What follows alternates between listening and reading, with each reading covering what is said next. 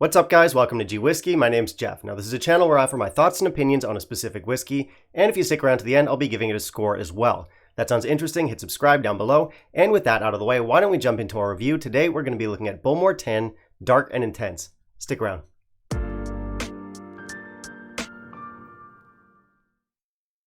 So Bowmore's a weirdo. For me, it's never really fit in on Islay. It doesn't taste like Ardbeg or Lagavulin or Laphroaig. Those distilleries are more defined by their sort of medicinal peat, their brininess, their earthiness, and you get less of that with Bowmore. For me, Bowmore has a lot more to do with notes like leather and tobacco, especially in the sherried expressions. Now that unique character is not going to be for everyone. Definitely Bowmore has its fans, some people absolutely adore it, but oppositely there's some people who just don't seem to get on with the character. And for a long time that was me. I didn't like Bowmore for maybe the first 5 years of my whiskey journey. Eventually I did come around to it, and now I do like a good Bowmore. But I will say this, they're not exactly a consistent distillery. They do have some stellar expressions out there, but they also have some stuff out there that's kind of dull. Now the one we're looking at today, obviously it's a 10-year-old, it's called Dark and Intense. Now this is a travel retail expression, came out about 5 years ago.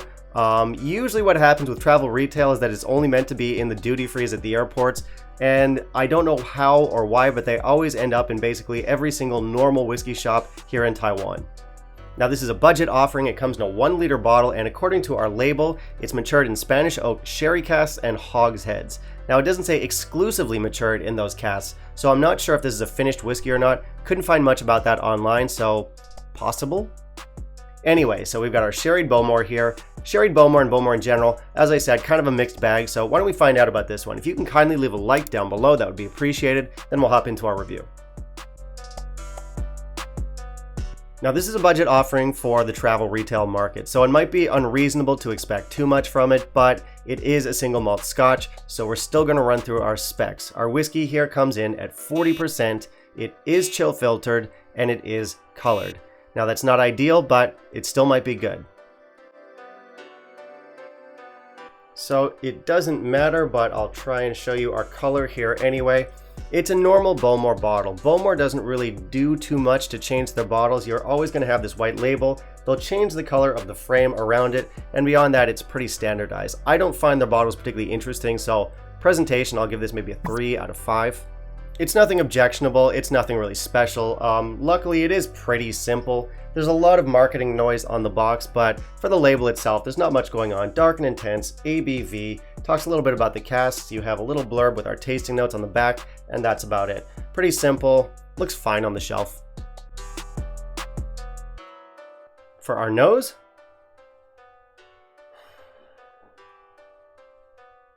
so this is sweet. It's sherry forward. You have your classic Bowmore peat, you have maraschino cherries, you have dates, you have honey, there's some brine in here. There's a lot of berries, but kind of like strawberries, blueberries, raspberries. It's kind of like an amalgamation, kind of jammy altogether. It's not super complex, but there's enough to hold your interest. It's pleasant, it's friendly, it's easy. For our palate,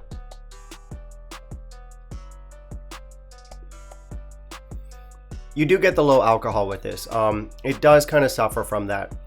Flavor-wise, you're getting something that's kind of similar to the 15-year-old sherried expression. Of course, this will be a little bit more simplified.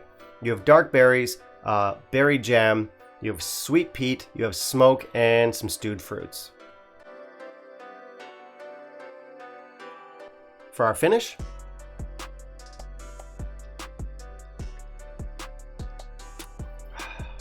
okay. That sweetness carries on. This is a very fruity whiskey.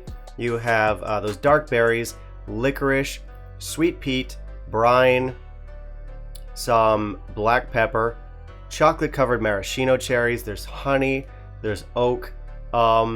It's a short finish, but very friendly, very accessible. Now this gets a lot of hate, and I understand why. It's got some pretty weak specs. It's made for the travel retail market, and I think that makes it kind of an easy target.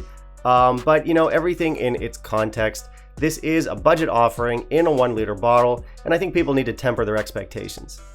As far as I'm concerned, as long as I like the flavors in the whiskey, then I'll probably be okay with the whiskey itself. And I do like the flavors in this Bowmore. I think it's classic Bowmore peat. Mixes nicely with those sort of like dark berry flavors, comes together pretty well, so can't really complain. I think it's close enough in character to the 15 that if you want sort of a budget version of the 15, a little bit simplified, a little bit dumbed down, absolutely this one will work.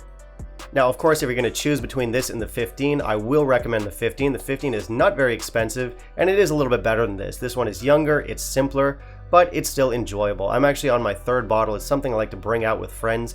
For me, it's like the whiskey equivalent of a dumb action movie. It's no art house film. It's something you just kind of switch your brain off and enjoy. And in that context, I do like it. I'm going to give it a score of 84. It doesn't ask too much of you, and it does come through with some nice flavors. And, you know, whiskey doesn't always need to be this like intense, transportive experience. It can be a pleasant, casual nip, and that's what this is. Now, as I mentioned, this is a budget offering, and that's going to be pretty key to your enjoyment of it. I certainly wouldn't enjoy this whiskey if it had a premium price tag. Obviously, it doesn't. I think it works well for what it is. It's a good budget alternative to the 15-year-old. And, you know, considering the price in the 1 liter bottle, you do have to temper your expectations. This is a casual sipper. This is something maybe you could bring to a party with friends. Maybe even put it in a premium cocktail with like a peaty kick. All of those would work. So yeah, for value, I do recommend this one. Alright, that'll be it for me today, guys. Thank you very much for watching. As always, hit subscribe down below, click that little bell icon, and of course, smash the like. I do want to hear from you. Have you tried the Bowmore 10? How would you compare it to the 15? And finally, down in the comments below, let me know what you want to see me review next. I'll keep it in mind for my next video. Bye, guys.